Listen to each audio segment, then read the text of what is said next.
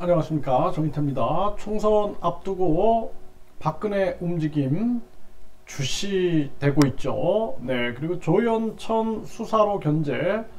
조현천 이 수사가 계속 전개가 되고 있는데 이 계엄령 관련해 가지고 당시 상황을 조명하면서 이게 이제 견제하는 것은 아닌가, 이러한 지금 말들도 나오고 있습니다.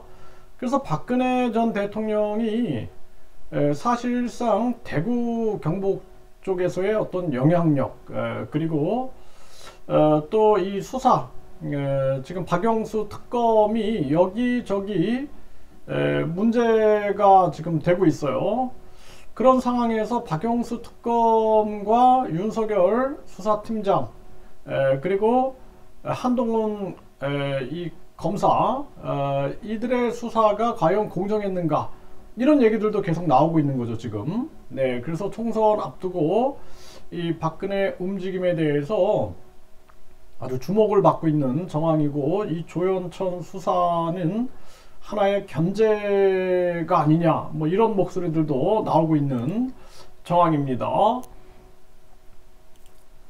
네, 미디어워치에서 보면은 변희재, 박근혜 진영의 벽까지 뛰어넘는 태블릿 진실의 편에 서달라, 박근혜 전 대통령 태블릿 조작 수사, 유영아를 왜 비호하나, 이제는 태블릿 문제에 대해 침묵을 깨고 입장을 밝혀줘야 한다.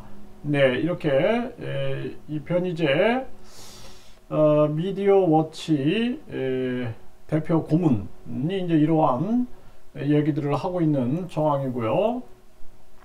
또 미디어워치에 보면은 박근혜 전 대통령은 윤석열과 유영아의 태블릿 조작 자백을 받아내야 한다. 네, 이러한 기사들이 이 변희재 칼럼에 또 나오고 있는 상황입니다. 네, 곳곳에 빨대에 꽂은 박영수, 이런 자가 박근혜 내친 특검이었으니, 네, 이러한 이제 목소리들이 나오는 거죠. 스카이데일리에서도 이러한 기사가 실리고 있는 정황입니다. 네, 조현천, 네, 탄핵 국면 때 군 동원에 박근혜 옹호 여론을 조작했다. 네, 그래서 조현천 전 기무사령관이죠. 네, 이 기무사령관인데 이러한 부분들이 나오고 있는 거예요. 그래서 박근혜 전 대통령의 이 대구 경북의 영향력, 만약에 정치를 직접적이든 간접적이든 재개하게 되면은 현 정치권에 큰 파장이 있을 수밖에 없는 거죠. 그러다 보니까 이 조현천 수사로 인해서 견제하고 있는 것은 아니냐, 또 이제 박근혜 전 대통령과의 연관성, 이러한 측면들을 수사하려고 하는 것은 아니냐, 이러한 부분들에 대한 계속 예측이 나오고 있는 정황입니다. 이미 박근혜 전 대통령이 유영하 후원회장을 맡았었죠. 네, 그래서 대구시장 출마할 때 이미 이제 이렇게 직간접적으로 정치 활동을 재개하고 있는 모습이죠. 네, 그래서 박근혜의 정치 기직에 켜나 대구시장 출마 유영하 후원회장, 네, 이러한 모습들.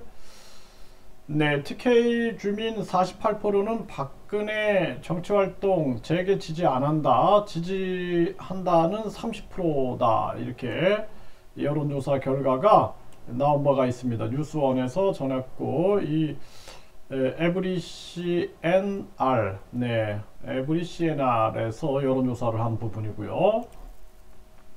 네, 박근혜 총선 딱 1년 앞두고 움직임 재개 예사롭지 않다. 네, 이러한 부분들이 이제 조명되고 있는 이러한 모습이죠.